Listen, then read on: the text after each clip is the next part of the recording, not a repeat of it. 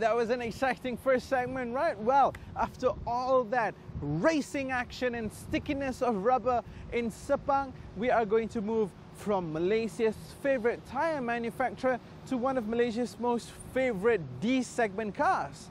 Yep, I've got the new Toyota Camry 2.5V XV50 behind me, and hey, you know what? This is an uncle car, you might say. Well, guess what? Uncle's got his groove, and this car is definitely sharper and edgier, if in design and a lot of other stuff than before. So we're gonna check it out. The Toyota Camry has been around for a while. This current model, the XV50, is the 5th generation of the Camry as we know it. The wide-bodied, mid-size car that we see a lot on our roads. In other parts of the world, the Camry was also offered as a narrow-bodied vehicle previously. All in all, Toyota has sold multi-million units globally in the last 30 years or so of this car, whose name is an anglicized rendition of the Japanese word for crown, Camry. Okay, stop press. Yes, you are looking at a Toyota Camry. I know, you might be thinking, hold on, this car is far too sharp to be a Camry. And you are right in thinking so, because in this very iteration, the Camry is far sharper, far more angular and less soft compared to its predecessor. This is the new way forward, as you can see with the Camry and the Corolla Altis, as well as the brand new Vios. Definitely sharp looking machines these are. And then they're not only just sharp, but also you look at these sculpted corners over here.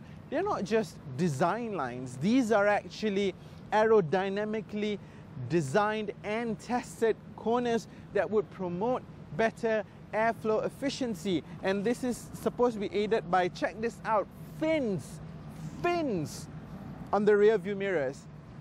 This entire process of air traveling here is supposed to make the car more frugal and more economical. Definitely a plus point. And then as you look further back, you will see that, hey, after the sharp angular design at the front, you get a very, very simple and less fussy design from the side. Now, you know why? Well, I'm going to get the cameraman to go there in a bit, and you will see that the less fussy design actually makes the car look much bigger. And then we've got the back here. Now, check out the rear end here. The central theme of making things sharp is continued at the back here. And this, of course, alludes to a very wide-looking rear, which indeed is a very wide area for the boot space. Now, I think this is a very good and bold move taken by Toyota for the Camry, because with a lot of Koreans out there wanting a slice of the D-segment pie, it needs a bolder design. But what about the interior? That's what this car is all about, right? Well, welcome to the interior of the brand new Toyota Camry. Let me start the engine over here. Et voila, we are in a very, very familiar place. Familiar, why? Because this is a typical kind of Toyota class. It's bordering vanilla, but it's completely uncomplex and therefore making it very easy on the eyes. This car is very, very easy to understand, which makes it, well, even more accessible to a lot of Malaysians out there. And then you've got this very beautiful instrument cluster. It's also very, very informative, you know,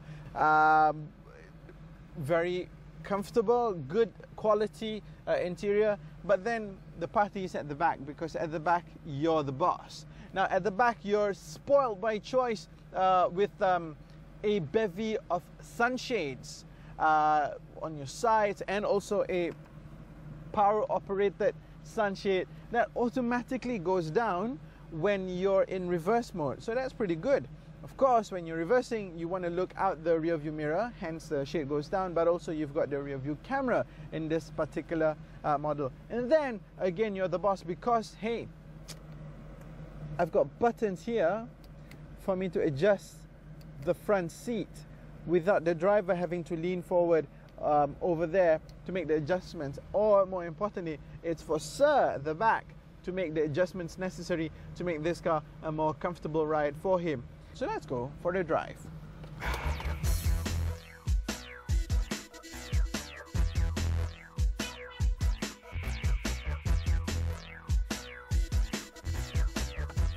Okay, let's start driving.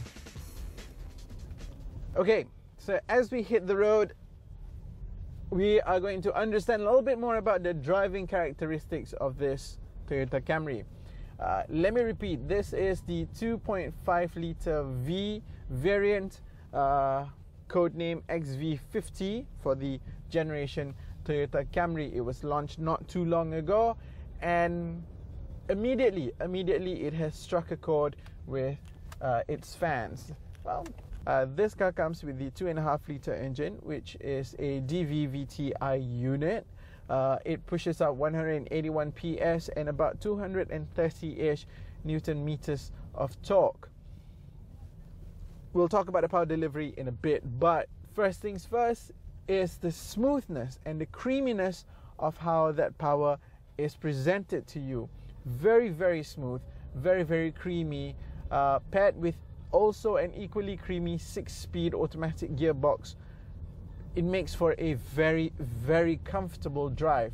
Again, probably the number one reason why the Camry is so popular amongst Malaysians out there. Through it all, Camry has managed to maintain its own and stood its ground. Okay, so 181 PS and 231 Newton meters of torque gives you this. It gives you the power delivery, it does, but it doesn't rush you into it.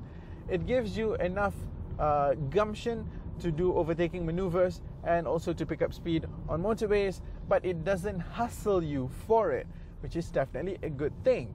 This car comes with an electrically assisted steering wheel, and it is not the pointiest thing in the world, but it is not entirely unfriendly.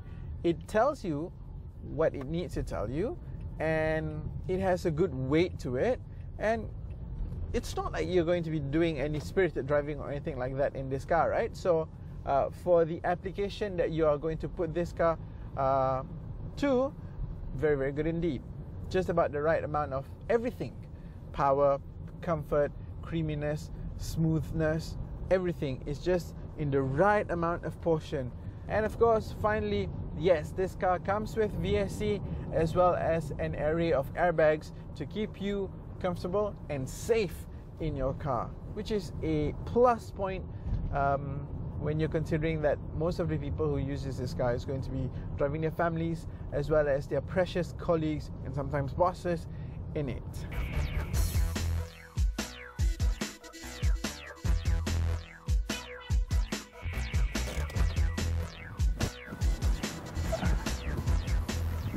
Rightio.